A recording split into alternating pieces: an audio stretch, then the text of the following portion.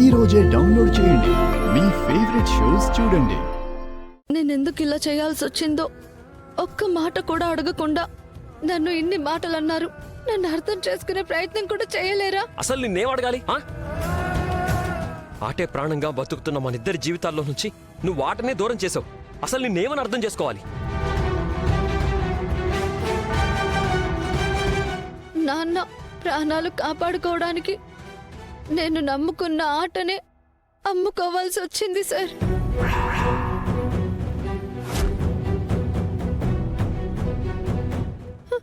నాన్న మీద మాట పడకూడదని వాళ్ళకి మాటిచ్చి నేను గెలుచుకున్న స్థానాన్ని అఖిలకిచ్చి వాళ్ళ దగ్గర డబ్బు తీసుకొని అందరికి పనిచేశాను.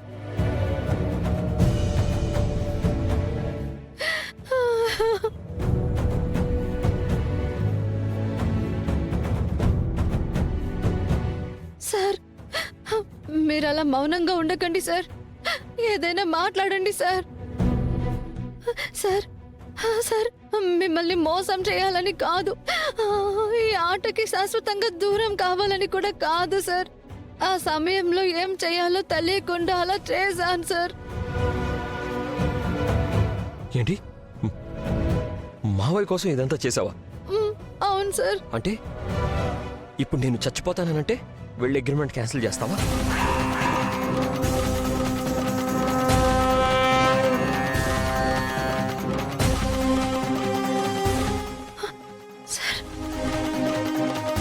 మీ నాన్న మీద నీకు ప్రేమ ఉండొచ్చు, కానీ నా కలల్ని చంపే అధికారం నీకు లేదు కదా. నువ్వు మావయ్య కోసం ఆరాట పట్టడంలో నాకు ఎలాంటి అభ్యంతరం లేదు, కానీ నా నమ్మకాన్ని తాకట్టు పెట్టావు చూడు, అది నేను భరించలేకపోతున్నాను.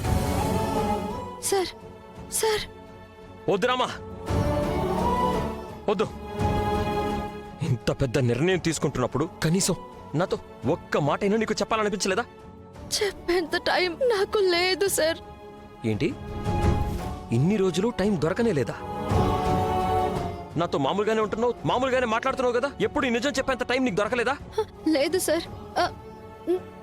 తర్వాత చెప్దామనుకున్నా, కానీ నాకు మీకు చెప్పేంత ధైర్యం సరిపోలేదు సార్. చివరికి గ్రౌండ్ కి కూడా వచ్చి ప్రాక్టీస్ చేసావు కదరామా, నన్ను పిచ్చోని చేయడానికా? సార్,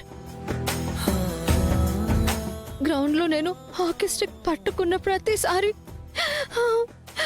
మిమ్మల్ని మోసం చేస్తున్నానని ఎంత కుమిలిపోయానో తెలుసా? రామా, ప్లీజ్ ప్లీజ్ వద్దు. మనసు విరిగిపోయాక ప్రేమతో దాన్ని అతికించాలని చూడకు. సార్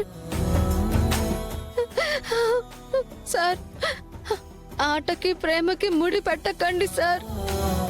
మన ముడి పడిందే ఈ ఆట వల్ల. అంటే లేదా, ప్రేమ లేదంటారా? నా ప్రాణానికి ప్రాణమైన ఆటని తాకట్టు పెట్టి ప్రేమని చంపేశావు. చంపేశావు.